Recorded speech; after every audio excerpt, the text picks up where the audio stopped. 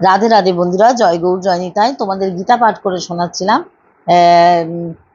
পঞ্চম অধ্যায় পাঠ করে তোমাদের শুনিয়েছি। এরপর তোমাদের শোনাবো ষোড়শ অধ্যায়, যেখানে আছে দেবাসুর সম্পদ বিভাগ যোগ।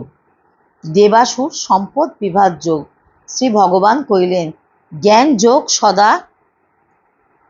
যোগ সদা নিষ্ঠ চিত্তশুদ্ধি দান, তপযজ্ঞ দাস শাস্ত্র আর অধ্যয়ন, অহিংসা নির্লোভ, সত্য আর সরলতা, শান্তি ত্যাগ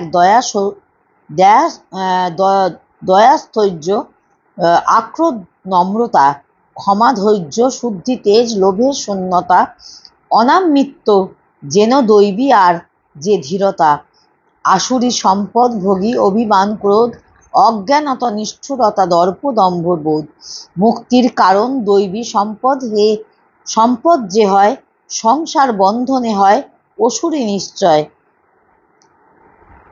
অভিজাত বংশজাত তুমি ধনঞ্জয়, শোক ত্যাজি লোভ দৈব সম্পদ নিশ্চয়।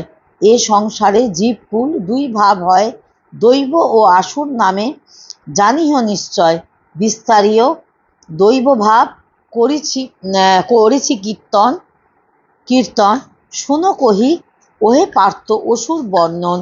প্রবৃত্তি নিবৃত্তি মার্গ জানে না অসুরে, সত্য শুদ্ধি সদাচারে থাকে না অন্তরে।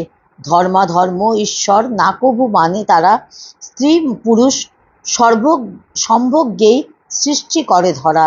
হীন বুদ্ধি নষ্ট চিত্তে উগ্র কর্মীগণ, জগতের ধ্বংসতরে জনম গ্রহণ।